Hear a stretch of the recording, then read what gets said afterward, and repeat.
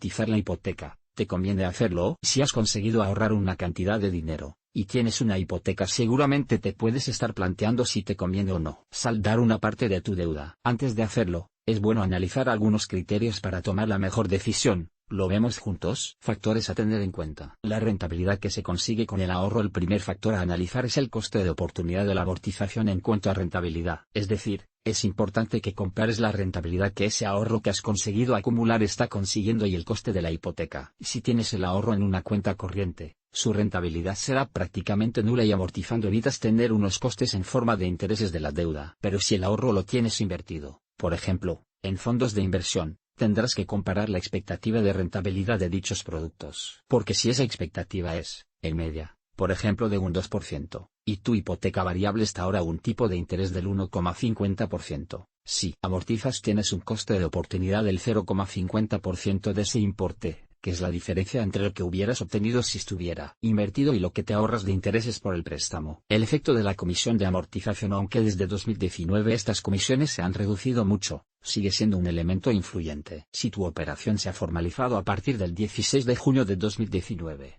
fecha de entrada en vigor de la Ley 5/2019 reguladora de los contratos de crédito inmobiliario, la comisión a cobrar no podrá exceder de la pérdida financiera que pudiera tener el banco en el momento de realizarla. Y en todo caso, para operaciones a tipo fijo, el banco no puede aplicar más de un 2% si esa amortización se lleva a cabo en los primeros 10 años ni más de un 1,5% a partir de ese momento, y hasta el final de la vida del préstamo. En cuanto a las de tipo variable, las comisiones a aplicar no pueden superar o bien el 0,25% durante los 3 primeros años o bien el 0,15% durante los 5 primeros años, en función de lo que se haya pactado contractualmente con el banco. Pasado el periodo de la opción elegida ya no se puede aplicar comisión alguna en operaciones a tipo variable. Para las operaciones que se hayan formalizado antes del 16 de junio de 2019, y que no hayan sido novadas después de esa fecha, habrá que estar a lo que se pactó en su momento en la escritura. Aunque no se trata de grandes cantidades, sí marcan escenarios específicos capaces de influir en la decisión final. Por ejemplo, si falta poco para cumplir alguno de esos plazos,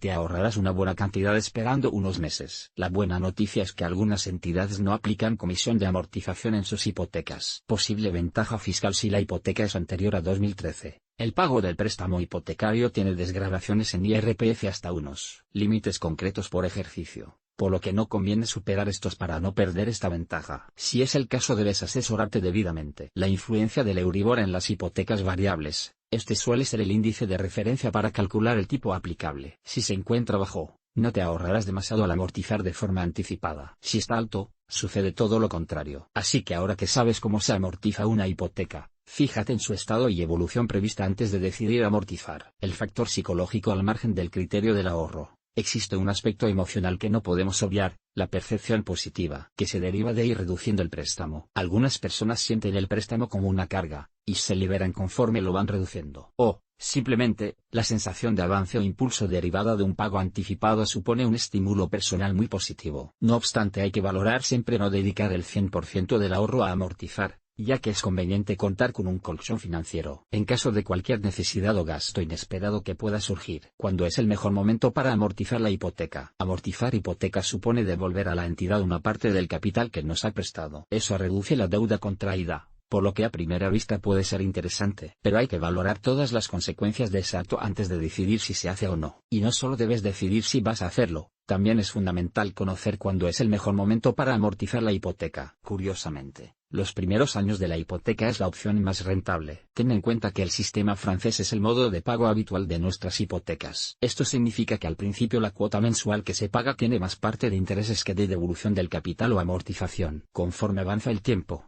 se reduce la parte destinada a interés, y aumenta la de devolución del préstamo en sí mismo. Por eso, si amortizas al principio, vas a reducir considerablemente los intereses, y tendrás que pagar después menos por este concepto. Por lo tanto, a modo general, es al principio de la vida de la hipoteca cuando puede resultar más interesante hacer amortizaciones anticipadas. ¿Cómo saldar la hipoteca más deprisa? Existen dos formas de amortizar anticipadamente la hipoteca. Reducir los plazos. Consiste en adelantar dinero de las cuotas para reducir su número. Es decir, pagarás menos plazos, aunque todos ellos tendrán el mismo importe inicial. Reducir la cuota.